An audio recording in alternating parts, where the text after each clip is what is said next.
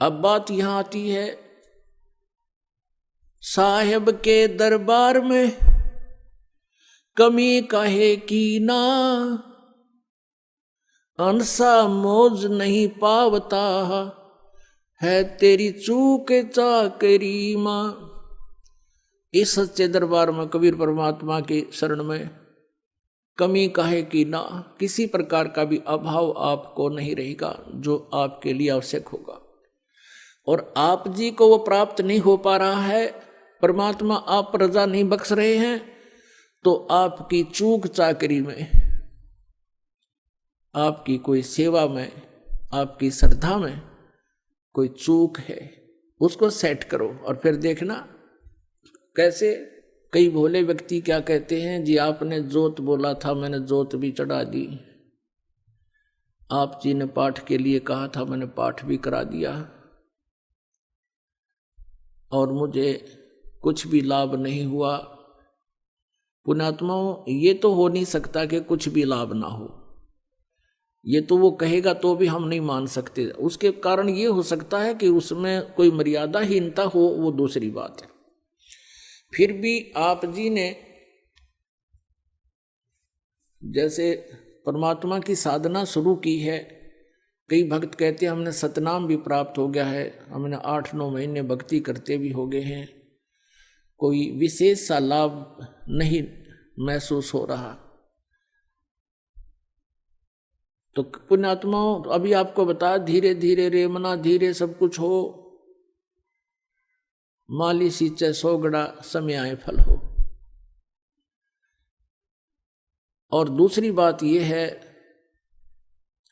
जैसे किसी के ऊपर आपदाएं आई हैं, कोई दुखी है तो अपने पाप कर्मों से है, पिछले जन्म के पाप कर्मों के आधार से आपका प्रारब्ध बना है। वो प्रारब्ध के दुख, वो पापों का जो संकट आपके ऊपर मंडरा रहा है, आपको परेशान कर रहा है,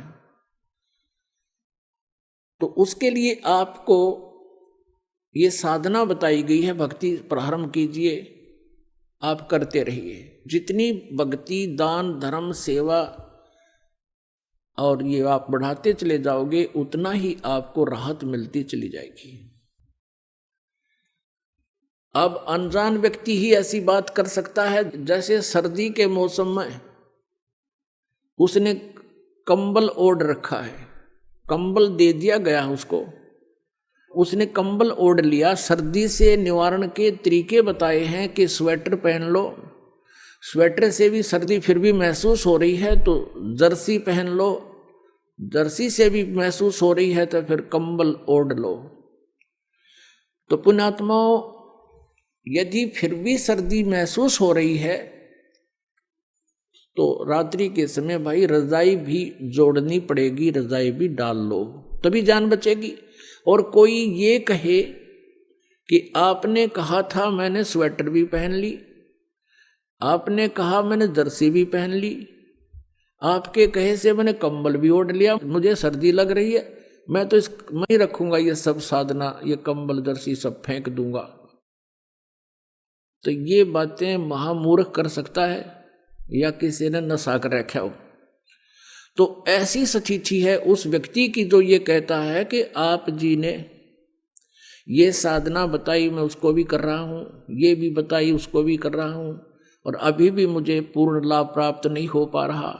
तो उसके लिए वो कहता है जी फिर मैं तो नाम छोड़ दूंगा, मेरी दिल करता है मैं साधना त्याग दूं। तो साधना त्याग देने से तो फिर क्या होगा, जैसे कोई कहे मैं तो जर्सी भी निकाल के फेंक दूंगा, कंबल भी फेंक दूंगा, मुझे कोई राहत नहीं मिल रही, तो नमूनिया होकर मरेगा। फिर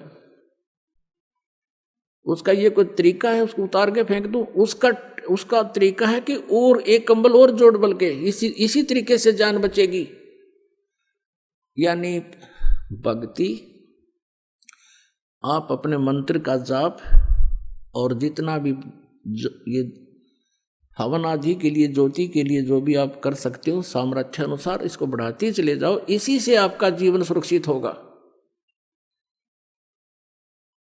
क्योंकि जैसे आप सर्दी ज्यादा है, कंबल ओढ़ लिया, उससे भी नहीं ठीक हो रही है, तो फिर आप एक कंबल और डालिए, उसी से बचेगी। क्योंकि जैसे आपके पाप कर्मों की सर्दी ज्यादा है, तो पुण्यात्माओं इन साधनों के करने से, यानी आपने स्वेटर भी पहन ली, जर्सी भी पहन ली, कंबल भी ओढ़ लिया, और फिर भी हाथों की उंगली और पैरों की उंगलियां भी आप अभी भी ठंडी हैं, तो कोई बात नहीं, आपकी जान बचेगी, क्योंकि सर्दी बहुत है। अब जो साधन आपको प्राप्त है ये आपकी मृत्यु नहीं होने देगा, आपकी जान बची रहेगी, धीरे धीरे सर्दी भी समाप्त हो जाएगी। तो इसी प्रकार जो साधनाएं आपको दी जाती हैं और फिर भी आपको कोई महसूस हो रहा है कि मैं बिल्कुल पूर्ण रूप से जो सही लाभ प्राप्त नहीं कर पा रहा हूं, तो ये समझना कि आपके पाप कर्मों की सर्दी अधिक है। जो साधन आपको मिल गए हैं ये आपके जीवन रक्षा करेगा, आपको हानि नहीं होने देगा।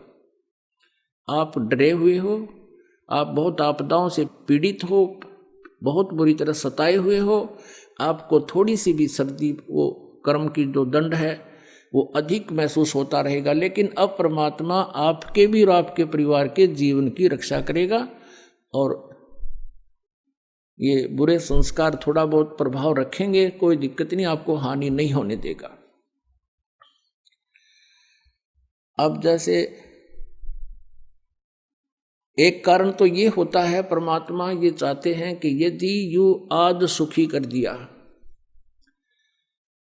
यदि आज ही आपको सभी सुख कर दें, तो कल आप यहां नहीं आओगे, ठेकियां पे खड़े पाओगे शराब वालों पे, और वहां लाइन लाकर ना जाने कितनी दारू पी जाओगे। तो कहने का भाव ये है, परमात्मा कहते हैं इसे सुख के माथे पत्थर पड़ो, सुख के माथे सिला पड़ो, जिसते नाम हृदय ते जावे, और बलिहारी व दुख के जो पल पल नाम रटावे। परमात्मा कबीर जी कहते हैं कि आप यही प्रार्थना किया करो, हे भगवान ऐसा सुख ना देना जिससे आपकी भूल पड़ जावे, आपसे दूर हो जाऊं, आग लगे से सुख के, और बलिहारी उस दुख के जो आपकी याद दिलावे पल पल में।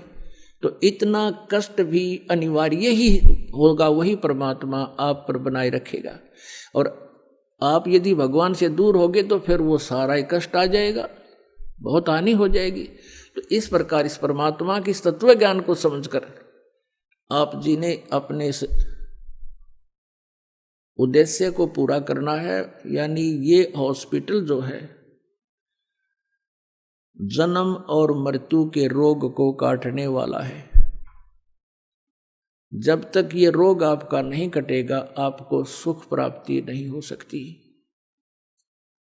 परमेश्वर कहते हैं कबीर जी के झूठे सुख को सुख कह, ये मान रहा मनमोद, ये सकल चबीना काल का, कुछ मुख में कुछ गोद है।